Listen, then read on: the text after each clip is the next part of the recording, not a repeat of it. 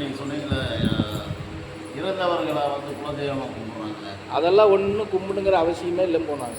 அது எப்படி குலதெய்வம் ஆயிடுவாங்க? எதை வச்சு ஆயிடுவாங்க? இது போகிறதுக்கு ஒரு வம்சாவளி வந்தாலும் அந்த அம்மா எங்களை காப்பாற்றுச்சு. அது நம்மளாம் சொல்லிக்கிறது. எதில் காப்பாற்று? அது உண்மை இங்கே தான். மனுஷன் தெய்வமாகிற காலங்கள்லாம் ரொம்ப கடினம். அது எப்படி ஆயிட முடியும்? உதாரணத்துக்கு அப்படியே சொல்கிறாங்க, அந்த அம்மா எங்கள் வம்சாவளியை காப்பாற்றாங்க, அந்த அம்மா வந்தாங்க. சரி, கோயில் கட்டி சந்தோஷம். நான் என்ன சொல்கிறேன்னா, அந்த அம்மா வம்சாவளியை காப்பாற்றுது இல்லையா, அப்புறம் ஏன் அடுத்த சாமியை கும்பிடுற? அந்த குலதெய்வத்தை போக கும்பிட்றாங்க. நான் கேள்வி அதெல்லாம் சும்மா நீங்கள் வந்து இல்லை, நாங்கள் கேட்குற கேள்வி நியாயமாக இருக்கணும். அந்த மாதிரி பெரியவங்க சொல்கிறது அம்மா வம்சாவளியை காக்கிறதுன்னு உறுதியாகி போச்சுல்ல, அப்புறம் இன்னொரு தெய்வம் நமக்கு தேவையே இல்லையே. நீங்கள் சொன்னது அந்த சாமி கொடுக்குமா இந்த சாமி கொடுக்குமான்னு. அப்போ இது இல்லைன்னு தானே அர்த்தம். அப்போ நீங்களா ஏதாவது ஒன்று பண்ணிக்கிற வேண்டியது சொல்லிக்கிற வேண்டியது.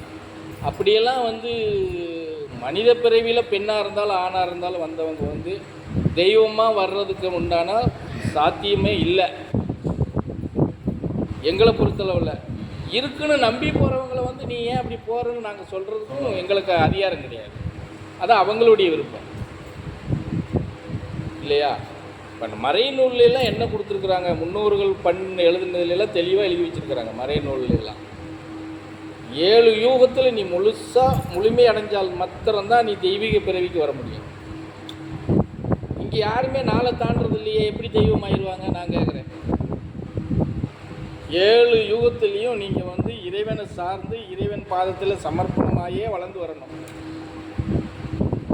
எந்த பாவ செயல் இருக்கக்கூடாது, எந்த கர்மாவிலையும் இருக்கக்கூடாது, புண்ணியத்திலேயே வரணும்.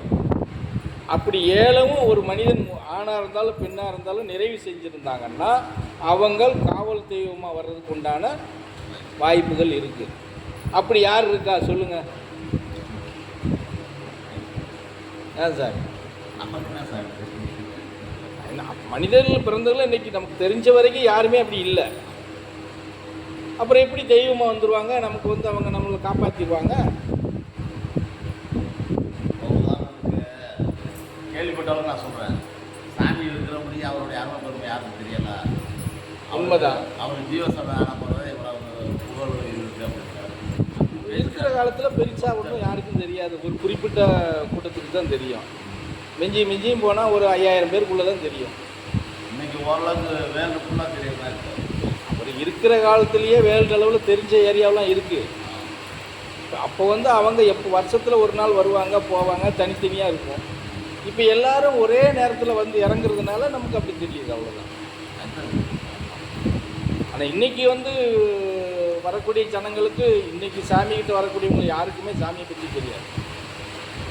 அவர் என்ன பண்ணுவார் தெரியாது. நீங்கள் சொன்ன மாதிரி அவங்க கூட இருந்து யாராவது ஏதாவது ஒன்று எனக்கு இது அவன் சொல்கிறத வச்சுட்டு எடுத்துகிட்டு போக வேண்டியது. எல்லோரும் நிறைய உண்மை சொல்கிறவங்களா இருக்காங்க.